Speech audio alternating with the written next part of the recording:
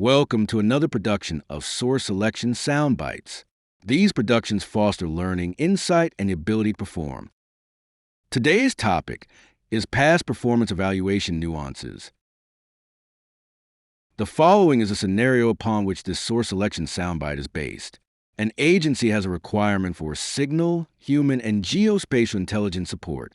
It's a small business set aside worth $30 million over a 5-year period. There are 3 task areas. Past performance is an evaluation factor in the acquisition. Section L says, offers shall provide no less than 3, but up to 5 references for relevant projects that are ongoing or completed within 3 years of the RFP closing date, March 3, 2025, at 4 p.m. Eastern Time. The references shall be submitted by the contractor's customers on the enclosed past performance questionnaire. It's the offeror's responsibility to ensure that customers submit PPQs by the closing time. Section M says, the agency will evaluate the relevance and the quality of past performance submitted and assess an overall confidence rating. Relevance will be evaluated in terms of similarity of tasks, value, and complexity. The agency prefers at least one reference to be submitted from the prime that demonstrates the performance of all task areas. Managing partners of mentor-protege joint ventures are encouraged to submit a project that demonstrates performance of one or more task areas. The agency may consider other information in the overall evaluation, and a vendor with no relevant past performance will receive a neutral rating. As we go through the scenario just presented, we will discuss the discretionary use of CPARS in source selection decisions.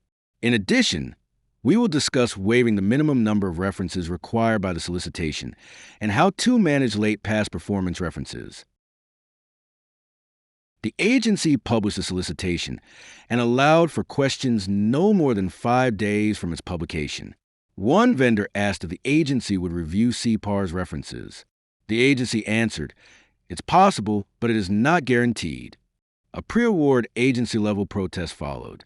In the protest, the contractor asserted that in accordance with FAR 42.1503G, agencies shall use past performance information in CPARS that is within 3 years of the completion of the contract or order.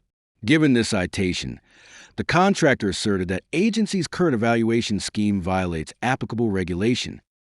The contracting officer answered the agency protest. The CO informed the vendor that it misread the regulation and that FAR 42.1503D states, CPARS evaluations may be used to support future award decisions, which indicates its use is not mandatory. Further, the CO informed the protester that Section G cited in the protest refers to responsibility determinations. Thus, the CO concluded, the agency may rely completely on PPQs to make the source selection decision. Finally, the CO referred the protester to a GAO protest, Zolan PCS LLC, decided in April 2021, for a more in-depth explanation of the relevant concepts.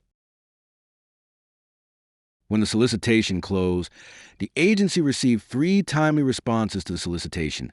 Contractors A, B, and C. Contractor A's customer submitted 2 references. Contractor B's customer submitted 3 references, but 1 was not relevant. And Contractor C's customer submitted 2 references, but 1 reference was submitted a few minutes late. Immediately after proposals were submitted, the contracting officer met with the acquisition team about the past performance evaluation. Specifically, the CO wanted to discuss the course of action the acquisition team could take concerning past performance, because all vendors had failed to submit the required minimum of 3 past performance references. In accordance with the GAO case Hydrogeologic, Inc., the agency could assign each of them a neutral rating, but the CO did not judge that this course of action would meet agency objectives. Because in the CO's view, the references the agency did receive provide convincing evidence that the respondents could perform agency requirements. After a brief conference about this issue, the contracting officer and the acquisition team decided to waive the 3-reference minimum since no respondent complied with it. In accordance with GAO case law, since no vendor submitted the required 3 past performance references, no vendor will be prejudiced by the agency's decision to waive the solicitation requirement. There was also another issue to discuss about Vendor C's past performance evaluation. Vendor C's customer submitted 2 references, but one of the references was a few minutes late. It was a strong, relevant reference that demonstrated capability, so the CO did not want to ignore it, if at all possible. Therefore, the contracting officer examined the language in the solicitation and decided to evaluate the reference.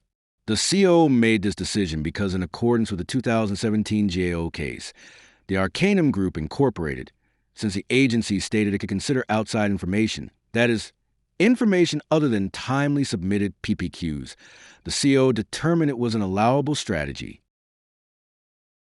To wrap things up, let's review what we discussed. We discussed that the use of CPARS in source selections is discretionary. Second, we discussed that when a minimum number of references is required, the agency may assign a neutral rating when minimums are not met or waive the requirement if no vendor is prejudiced. Lastly, we discussed that late past performance information can be considered under certain circumstances. Thank you for watching another episode of Source Selection Soundbites. For additional information, check out some of the other videos in this series, other Productivity Partners materials, or our Source Selection Answer app that is available on the Google Play Store and Apple Store. In any event, thanks for watching and see you next time.